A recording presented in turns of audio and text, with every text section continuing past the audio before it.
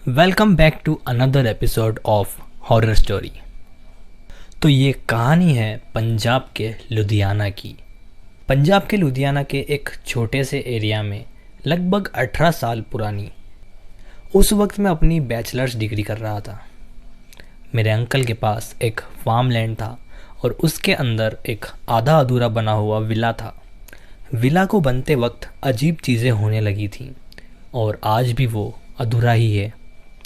Uncle ने सोचा था कि एक बड़ा फार्म हाउस बनाएंगे। मज़दूर बुलाए गए, काम शुरू हुआ, लेकिन उन्होंने कंप्लेन किया कि रात को कोई उनके टूल्स चुरा रहा है, उन्हें शैडोज़ दिखती है। एंड कुछ दिन बाद वर्कर्स ने काम छोड़ दिया। अंकल ने भी विला को अधूरा ही छोड़ दिया। तभी गांव के लोग कहने लगे कि वो जगह जिन की प्रॉपर्टी है, लेकिन मैं उस वक्त इन बातों पे विश्वास नहीं करता था। तो जनवरी की एक रात थी, बहुत ज़्यादा धुंध थी। मैंने बिना सोचे वहाँ जाने का फ़ैसला किया। मैं वहाँ चला गया। अंदर घुसने के बाद सबसे पहले मुझे लगा कि यह जगह बाहर के मुकाबले ज़्यादा गर्म है, जैसे किसी ने अंदर हीटर चला रखा है। लेकिन तभी मुझे फुटस्टेप्स की आवाज़ आई, पर मेरे सामने कोई भी नहीं था। बाहर कुत्ते ज़ोर ज़ोर से भौंक रहे थे, जैसे उन्हें भी पता था कि यहाँ कुछ तो गलत है। मेरी सांसें तेज़ हो गई। मैंने टॉर्च निकाली, पर कोई नहीं था, सिर्फ खाली दीवार और अंधेरा।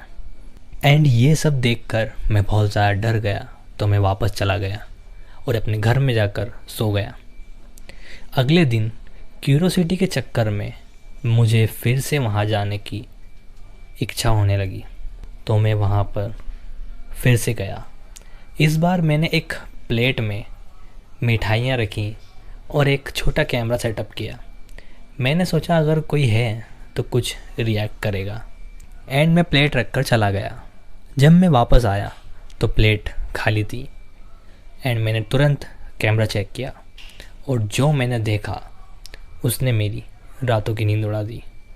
रिकॉर्डिंग में एक काली बिल्ली आई थी, लेकिन वो नॉर्मल नहीं थी। उसका एक कान कटा हुआ था। उसने मिठाई खाई और कैमरा के सामने सीधी आंखों में देखा, जैसे चेतावनी दे रही हो। अब मुझे समझ आ गया था कि यहाँ पर कुछ ना कुछ तो है, पर क्योंकि मैं एक टीनेजर था तो मेरे अंदर बहुत ज़्यादा चुल थी भाई। तो अगली रात मैं फिर से वहाँ पर गया। इस बार मन में डर के साथ रिस्पेक्ट भी था। मैंने ध्यान से कहा, मैं बस समझना चाहता हूँ कि ये जगह किसकी है। और तभी एक हल्की सी आवाज़ मेरे कानों के पास आई, जो बिल्कुल ठंडी थी लेकिन साफ थी। ये ज़मीन मेरी है, सदियों से मैं यहाँ हूँ, तुम इंसान इसे कभी अपना नहीं बना सकते। मेरे हाथ कांपने लगे। मुझे लगा शायद दिमाग भ्रम कर रहा है या मुझे कोई धोखा हो रहा है, पर उस रात के बाद मैं कभी उस जगह के अंदर कदम नहीं रखा। अंकल ने भी इवेंचुअली उस प्रॉपर्टी को छोड़ दिया। आधा बना हुआ विला आज भी वैसा का वैसा खड़ा है।